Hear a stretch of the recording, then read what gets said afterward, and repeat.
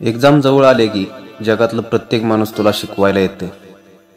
ही technique वापर, ते कर, हे करू नकोस. पण तुला कधी कुणी विचारलंय का तू आतून काय अनुभवत आहेस?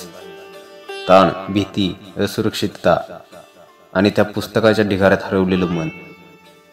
आज मी तुला तंत्र सांगणार नाही, आज मी तुला दिशा देणार आहे, जी वैज्ञानिक आहे, पण त्याहून महत्त्वाचं म्हणजे तुझ्या आयुष्याला भिडणारी आहे.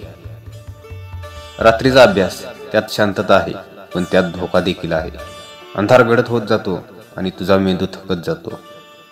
सायन्स सांगतं झोप अपुरी असेल तर स्मरणशक्ती 40% कमी होते. आणि तुला माहिती आहे का, तू रात्री अभ्यास करतोस कारण तुला वाटतं की शांतता मिळेल, पण प्रत्यक्षात तू स्वतःला थकवत असतोस. उद्याची सकाळ तुझ्या स्वप्नांना अधिक जवळ नेते, म्हणून रात्री लढू नकोस, सकाळ जिंक. आजपासून तू स्वतःशी एक वचन कर, झोप घेणार आणि मग अभ्यास करणार. कारण लक्षात ठेव, थकलेला मेंदू कधीच शिकत नाही. सगळे मोठे लोक मोठी यशे फोकसमुळे मिळवतात. आणि फोकस म्हणजे काय? मेंदूला योग्य वेळी योग्य विश्रांती देणे. पोमोडोरो टेक्निक सांगते 20 ते 25 मिनिटं अभ्यास, 5 मिनिटं ब्रेक. हे साधं दिसतं, पण वैज्ञानिकदृष्ट्या हे ब्रेनला रिचार्ज करतं. थोडा अभ्यास, थोडी विश्रांती, थोडा शांत श्वास, या लयीत अभ्यास केला तर लक्षात येईल तू कमी वेळात जास्त शिकतोयस. आणि हो, जे 4 तास बसतात तेवढाच अभ्यास तू 1 तासात करू शकतोस, जर पद्धत बदलली तर. अभ्यास म्हणजे धावपळ नाही, अभ्यास म्हणजे स्थिरता. मोठा चॅप्टर म्हणजे पर्वत एका उडीने चढत नाहीत. पर्वत चढताना एक एक पाऊल महत्वाचं असतं. अभ्यासही तसाच आहे. मोठा टॉपिक उघडला की मन थकून जातं आणि मग आपण म्हणतो हे माझ्याकडून नाही होणार.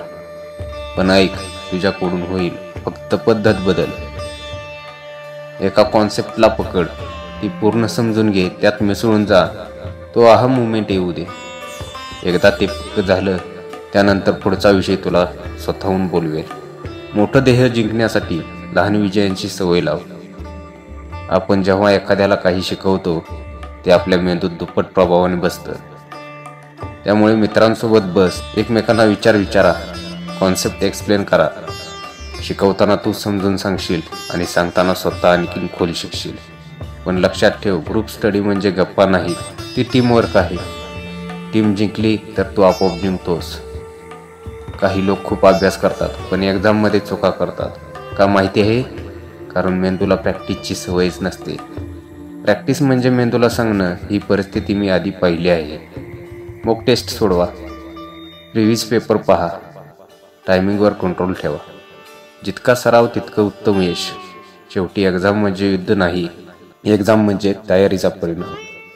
अभ्यास करताना मन उडतं, एकाग्रता तुटते, पण शांत इन्स्ट्रुमेंटल म्युझिक मेंदूचा वेग स्थिर करते. Classic music brain waves normal करते, फोकस वाढवते, कारण ते मनाला रस्त्यावर नेतात आणि तू तुझ्या ध्येयापासून दूर जातोस. आता हे सगळं ऐकून तुला काय वाटतं? काही गोष्टी तुला आधीच माहीत होत्या, पण आज तू त्या ऐकल्या आहेत मनापासून. आणि लक्षात ठेव, यश त्यांनाच मिळतं जे फक्त शिकत नाहीत तर बदलतही असतात. आज तुला 2 मार्ग आहेत.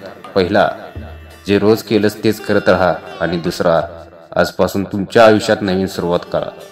झोप व्यवस्थित, फोकस व्यवस्थित, सराव व्यवस्थित, आणि तुझं आयुष्य स्वतःहून व्यवस्थित होईल. माझी एक विनंती आहे, हा व्हिडिओ फक्त ऐकू नका, सबस्क्राईब करा. कारण हा अभ्यास नसून तुमच्या भविष्याचा पाया आहे.